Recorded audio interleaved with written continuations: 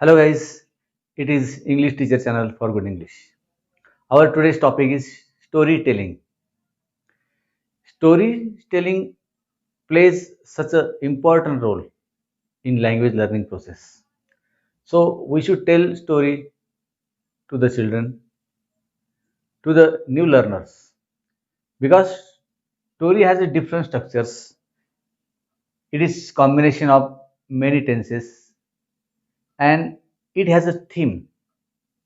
So the words are constructed in a context, and in language learning process we remind or we keep in our mind the structures in context. If there is context, we can remind the tenses, the theme, and the combinations, the words, the phrases, and different things. So story is collection of all these things. So children like to listen story, and the new learner likes to listen the story. So story writing, story reading, or storytelling has a great importance in language learning process. So today we shall discuss about the story. So let us begin.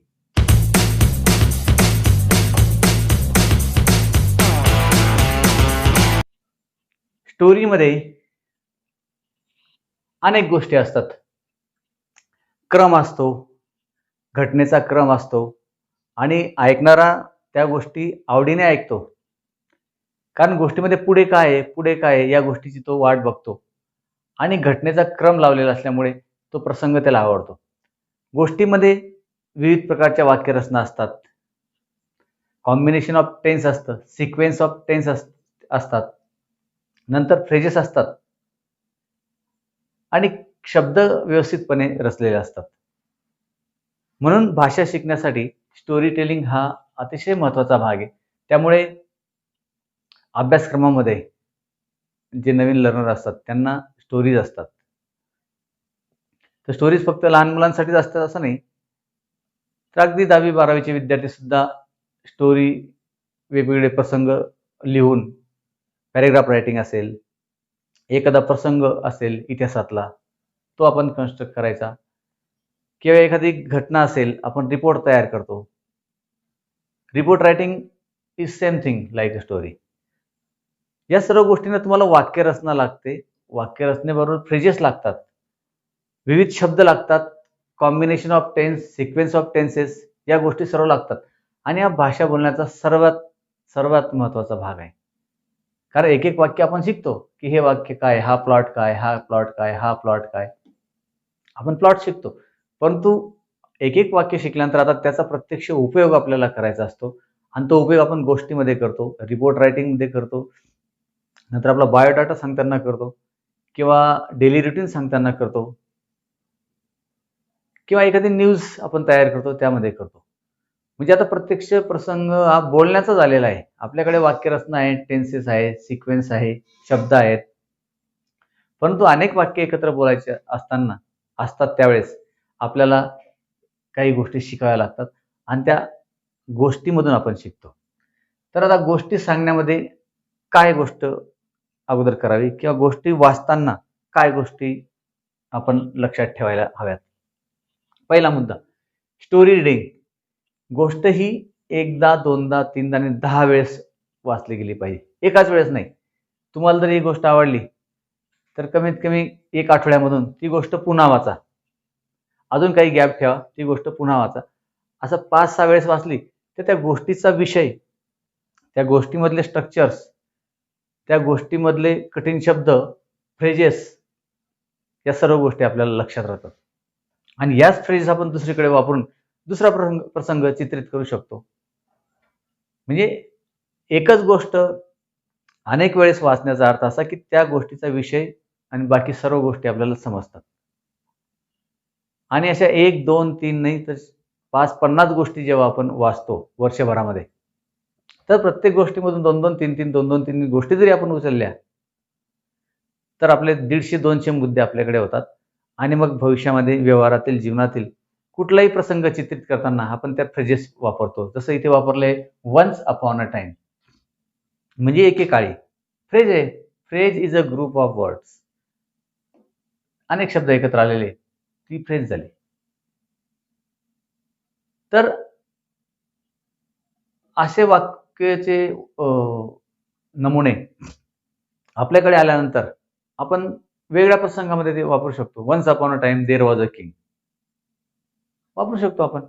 त्यामुळे गोष्ट वाचणं हे अतिशय महत्त्वाचं आहे भाषा शिकणाऱ्यासाठी.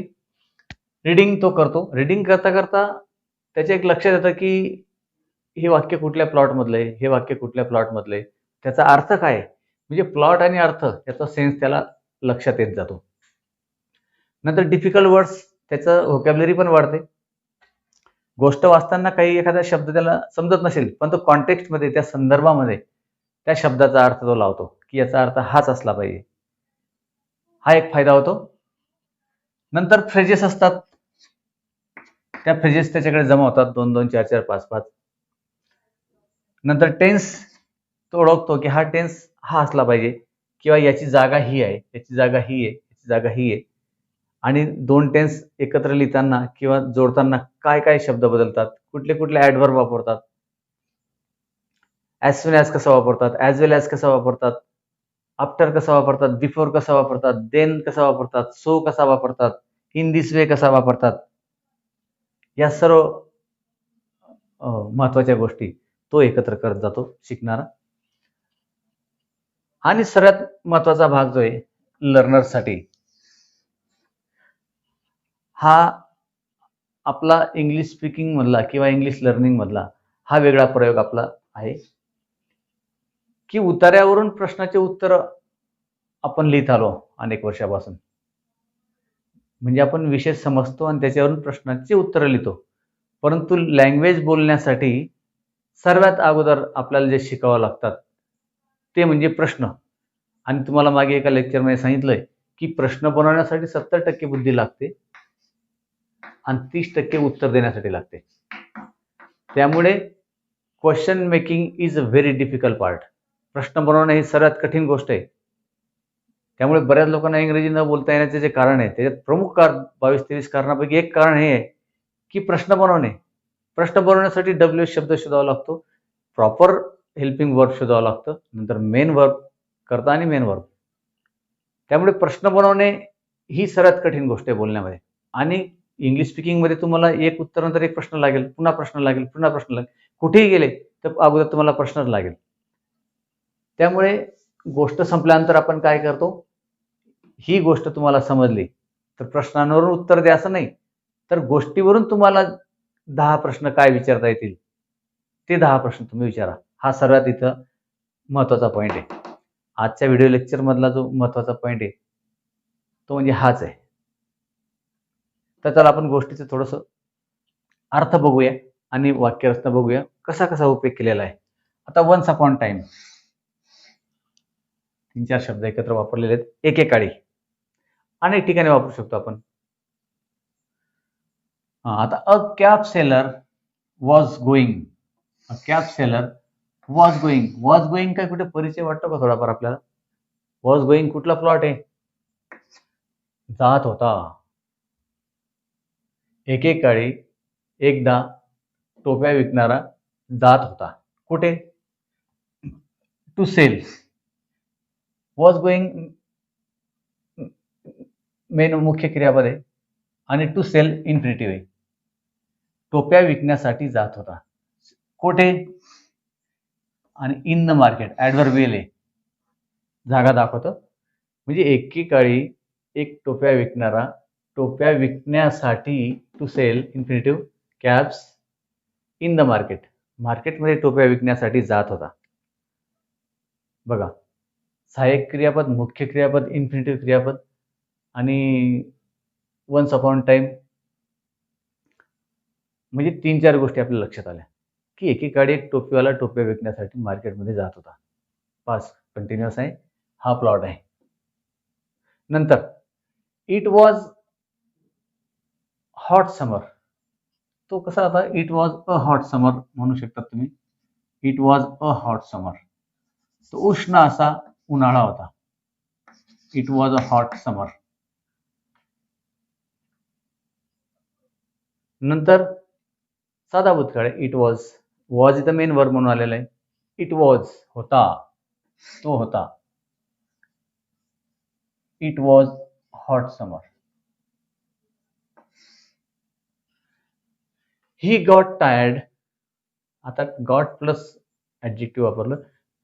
ही got tired किंवा past participle. He got tired and sat under the tree. तो थकला आणि झाडाखाली बसला. सॅट अंडर द ट्री साधा भूतकाळ आहे. To take infinitive rest. विश्रांती घेण्यासाठी तो झाडाखाली बसला. तो थकला. Got tired and sat under the tree to take rest. काही अडचण नाही इथपर्यंत. म्हणजे स्टोरी टेलिंगमध्ये साधा भूतकाळ बऱ्याच वेळेस वापरला जातो. बऱ्याच वेळेस साधा भूतकाळ वापरला जातो. स्टोरी टेलिंगमध्ये साधा भूतकाळ यूज टू वापरतात, नंतर सब्जेक्ट प्लस व्ही टू वापरतात. ही रचना असते. हा प्लॉट येतो. He sat under the tree to take rest infinitive. नंतर सून लवकरच. ही फेल असली, तो झोपला. साधा भूतकाळ आहे. Fall fell fallen. Fall fell fallen. फॉलचं व्ही टू हे फेल. तो लवकरच. आता बघा, तो झोपी गेला. आता झोपी गेला याला सुद्धा to fall asleep, to fell asleep असा प्रयोग वापरतात. जसं आपण शब्दाचे अर्थ न वापरता, मराठी भाषा वेगळी, इंग्लिश वेगळी, दोघांचं पॅटर्न वेगळे आहेत. म्हणून काही ठिकाणी आपल्याला त्या पॅटर्ननुसार भाषांतराचा एक्झॅक्ट शब्द वापरता येत नाही. म्हणून आपण वापरलं ही फेल अस्लीप, तो झोपला. ऑन दॅट ट्री, त्या झाडावर. देर वेर, तिथे होते. किंवा there were a group of monkeys असं म्हणू शकतो. देर वॉज म्हणू आपण मग. तिथे होता. ग्रुप म्हटलंय ना आपण. There was a group of monkeys. माकडांचा एक ग्रुप त्या झाडावर होता. दे केम डाऊन. कुठला प्लॉट वाटतो? दे केम डाऊन. बघा, साधा भूतकाळ स्टोरी टेलिंग मध्ये बराच साधा भूतकाळच असतो बऱ्याच वेळेस. कारण आपण गोष्ट ही प्रसंग घडून गेलेली गोष्ट सांगतो. साधा भूतकाळ पूर्ण भूतकाळ असतो मध्ये. दे केम डाऊन, ते माकडं खाली आले. अँड टूक अवे, फ्रेज आहे बघा. टूक अवे, घेऊन गेले. म्हणजे वर्ब आणि ऍडवर्ब आहे. फ्रेझल वर्ब आहे. दे टूक अवे सम कॅप्स. काही टोप्या ते घेऊन गेले. And put them on their head, आणि त्यांच्या डोक्यावर त्यांनी त्या परिधान केल्या.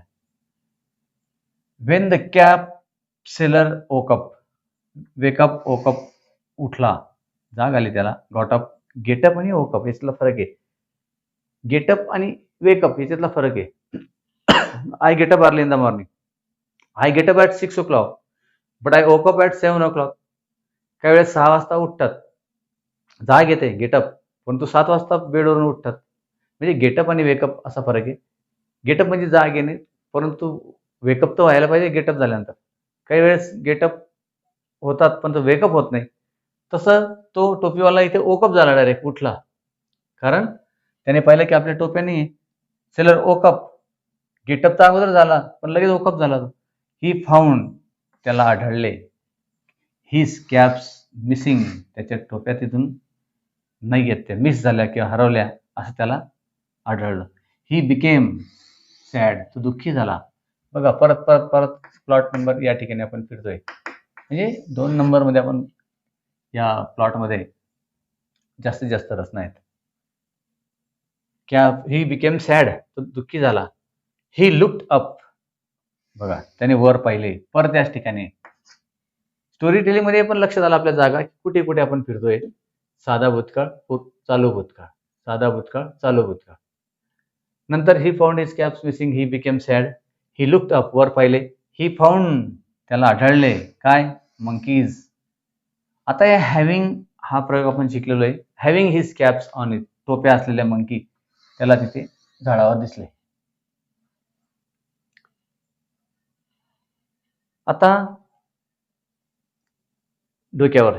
ही ट्राईड ऑल हिज बेस्ट, त्याने प्रयत्न केला. To take back all his caps, सर्व टोप्या परत माकडांकडून घेण्याचा त्याने प्रयत्न केला. परंतु बट कुड नॉट गेट सक्सेस, त्याला यश मिळू शकलं नाही. हा पण साधा भूतकाळ आहे, इथेच येतो पण.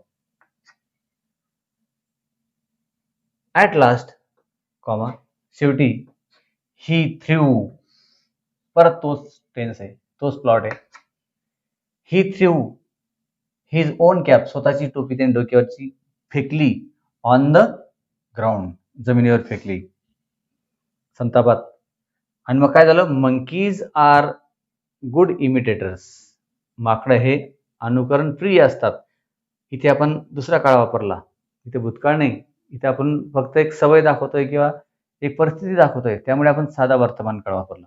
मंकीज आर गुड इमिटेटर्स, माकडं हे चांगले अनुकरण करणारे असतात. म्हणून दे आल्सो थ्रू, त्यांनी सुद्धा फेकल्या काय, टोप्या, त्यांच्या डोक्यावरच्या टोप्या ऑन द ग्राउंड. म्हणजे माकडवाल्याने प्रयत्न केला तेव्हा नाही फेकल्या, पण आता फेकल्या. माकडवाल्याने टोपी खाली फेकली म्हणून त्याचं अनुकरण माकडांनी केलं, त्यांनी सुद्धा टोप्या फेकल्या. द कॅप सेलर कलेक्टेड, परत हाच प्लॉट आहे, सिंपल पास्ट आहे. त्याने त्या टोप्या गोळा केल्या, ऑल द कॅप्स, पुट डेम इन टू द बॅग, हा पण सिंपल पास्ट टेन्स आहे, इथेच आहे. अँड वेंट अवे, आणि निघून गेला परत बाजारात, हाच प्लॉट आहे. म्हणजे आपल्या स्टोरी टेलिंगमध्ये एक लक्षात आलं की काही कनेक्टिव्ह शब्द वापरतो, काही ॲडव्हर्ब घेतो, काही फ्रेजेस घेतो, आणि आपण शक्यतो या स्लॉटमध्ये फिरतो. कधी कधी इथे येतो, आणि काही घटना असतील, युनिव्हर्सल ट्रूथ असतील किंवा काही साध्या दाखवायच्या घटना, कधी कधी 2-3 वाक्य इथले येतात. म्हणजे लक्षात आलं तुमचं, स्टोरी टेलिंग जास्तीत जास्त वाक्य सिंपल पास्टमधले आहेत, आणि प्रसंगामध्ये लिंक जोडलेली, नंतर काही वर्ब्स वापरलेले, second form of the verb, नंतर tense simple past, continuous past आहे, काही फ्रेजेस आहेत आणि काही वर्ड्स आहेत. आता ही स्टोरी मुलांना आवडते, आणि त्या स्टोरीमध्ये भाषा शिकण्याचा फायदा असा होतो की तो प्रसंग जोडलेला आहे, त्याच्यात क्रम आहे, म्हणून मुलं लवकर भाषा शिकतात. त्यामुळे स्टोरी टेलिंग ही मुलांना आपण गोष्ट सांगितली पाहिजे, गोष्ट अनेक वेळेस वाचली पाहिजे, गोष्ट समजली पुन्हा ते 8 दिवसांनी वाचली पाहिजे, असं ही सिक्वेन्स आहे. आता याच्यावर आता आपण प्रश्न बनवू, हा सर्वात महत्वाचा मुद्दा आहे. प्रश्न, फ्रेम क्वेश्चन्स, प्रश्न बनवा. लँग्वेज स्पीकिंग मधला सर्वात महत्वाचा भाग आहे to ask question. Where do you live, what do you want, what are you doing, who is your friend, where are you going, what will you bring from the market, how many friends do you have, how much milk do you drink, who will bat first. अशा प्रकारचे अनेक प्रश्न आपण वापरतो. म्हणजे वाक्य तर आपण बोलतो, subject V2, subject V2, subject plus V2, परंतु प्रश्न विचारताना WH शब्द घ्यावा लागतो आणि सहाय्यक क्रियापद घ्यावं लागतं. बघू बरं, मग आता याच्यावर काय काय प्रश्न, 10 मुलांना सांगायचं की 10 प्रश्न विचारा. म्हणजे लँग्वेज लर्निंगमध्ये प्रश्न विचारणं ही सर्वात महत्त्वाची गोष्ट आहे. मग आपण बरोबर काय प्रश्न बनवू शकतो, a cap seller was going to market, तो मार्केटमध्ये जात होता, मग तो कोठे जात होता, पहिलाच प्रश्न येईल किंवा दुसरा येईल, तिसरा येईल, where was a cap seller going, आला प्रश्न. म्हणजे कॅब सेलर कोठे जात होता, म्हणजे प्रश्न तयार झाला आपला, where was cap seller going. मग आपण म्हणू शकतो cap seller was going to the market. सर्वात प्रश्न साधा आपण हा विचारू शकतो, what is the title of the story, त्याला एक प्रश्न. दुसरा, what is the story about, story कशाविषयी. तिसरा, where was cap seller going. अजून काय विचारू शकतो आपण, he got tired, he sat under the tree, where did he sit, तो कोठे बसला, वेअर डिड ही सिट. नंतर who were there on the tree, मग monkeys were there on the tree. What did monkeys do, माकडांनी काय केलं. What did cap seller do, टोपी विकणाऱ्याने काय केलं. नंतर how was the summer, summer कसा होता, इट वॉज व्हेरी हॉट. अशा प्रकारचे आपण 10 प्रश्न बनवू.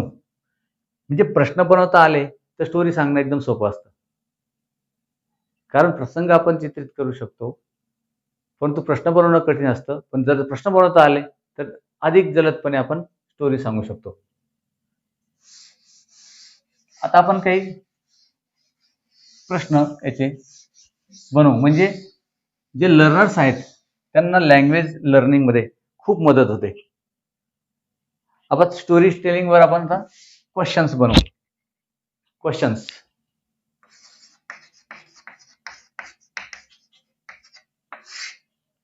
एक,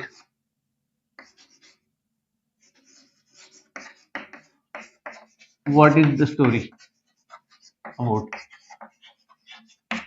स्टोरी कशाविषयी आहे? दोन, what is the title of the poem?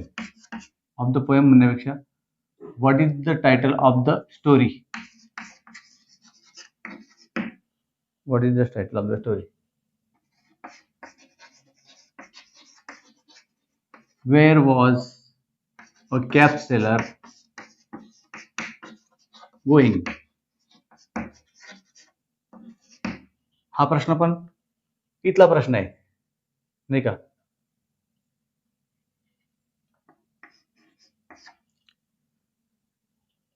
नंतर काय वाटतं बरं? अजून काय प्रश्न बनू शकतो? Where was cab seller going? नंतर the cab seller got tired and he sat under the tree. He sat under the tree. आता sat हा V2 आहे. V2 आहे म्हणजे did ने प्रश्न बनेल. कोठे? Where did ही म्हणू आपण आता. ही sit, ही म्हणजे cab seller. Where did a cab seller sit? Where did a cab seller sit? आता did sit म्हणजे sat. उत्तर देताना तो sat वापरेल. सॅटचं उत्तर असेल तर डीडचा प्रश्न, आणि डीड सीट म्हणजे सॅट. म्हणजे where did a cap seller seat? Cap टोपी विकणारा कोठे बसला? मग डीडचा प्रश्न असल्यामुळे याचं V2 होईल. A cap seller sat under the tree. नंतर त्यांनी झाडावर काय पाहिलं? What did he see? Saw नाही, डीड सी म्हणजे सॉ, उत्तरामध्ये येईल तो. What did he see on the tree? त्याने झाडावर काय पाहिलं? उत्तर येईल he saw monkeys, a group of monkeys on the tree. अजून काय प्रश्न बनू शकतो? माकडांनी काय केलं? What did monkeys do? माकडांनी काय केलं? मग टोपीवाल्याने काय केलं?